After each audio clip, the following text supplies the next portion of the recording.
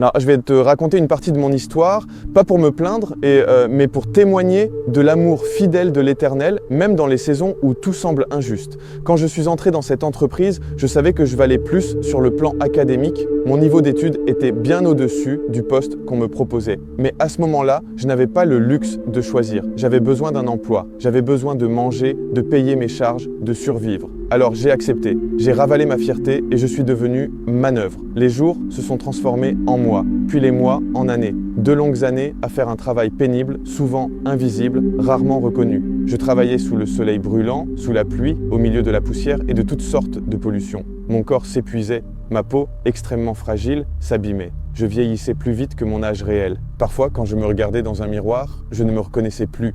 Un jour, une annonce interne est tombée comme une étincelle d'espoir, un concours pour un poste stratégique, un poste d'ingénieur. Mon cœur a battu fort. C'était enfin une opportunité. Je savais que j'avais les compétences, j'avais le diplôme, j'avais l'expérience intellectuelle. Il ne me manquait qu'une chose, l'approbation de mon supérieur hiérarchique. Quand je suis allé le voir avec ma demande, je me souviens encore de son regard. Il était surpris, vraiment surpris. Il m'a demandé « Tu es ingénieur? Alors pourquoi acceptes-tu de travailler ici comme manœuvre ?» Je lui ai expliqué simplement parce que j'avais besoin de travailler, parce que la vie ne m'avait pas laissé le choix. Au début, il a pris le document. Il a même semblé prêt à signer. Mais soudain, quelque chose a changé. Il s'est arrêté. Il a réalisé que si ce document était signé, je deviendrais, par la suite, son supérieur hiérarchique. Et à cet instant précis, son attitude a basculé.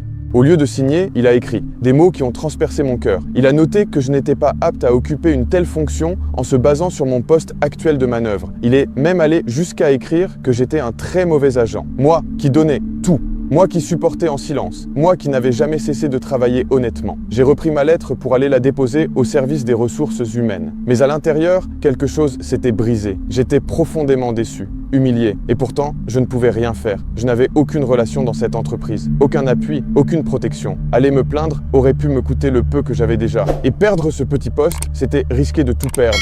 Alors j'ai fait la seule chose qui me restait, je me suis tourné vers celui qui m'avait déjà permis d'avoir ce travail, je me suis confié à Dieu, mon Père, je lui ai parlé avec sincérité, avec douleur, avec larmes parfois, j'ai commencé à prier, j'ai jeûné, non pas pour forcer Dieu, mais pour m'accrocher à lui. J'espérais un miracle, une issue, une intervention divine. Pendant que rien ne changeait extérieurement, je continuais pourtant à faire le bien autour de moi, à aider, à rester juste, à ne pas laisser l'amertume me voler mon cœur. Même brisé, je choisissais encore de faire confiance à mon Dieu. Je ne savais pas encore que l'Éternel écrivait quelque chose de plus grand. Je ne voyais pas encore la main de Dieu à l'œuvre. Mais aujourd'hui, avec le recul, je peux te dire une chose. Dieu voit ce que les hommes méprisent et il élève ceux que l'on sous-évalue. La suite de cette histoire, personne ne l'aurait imaginé. Si tu veux découvrir comment Dieu m'a sorti de la précarité pour me placer là où je n'étais même pas attendu, abonne-toi à la chaîne Lucas of God, active la cloche de notification et rejoins cette communauté de foi. Parce que parfois, Dieu commence son miracle exactement là où tout semble bloqué.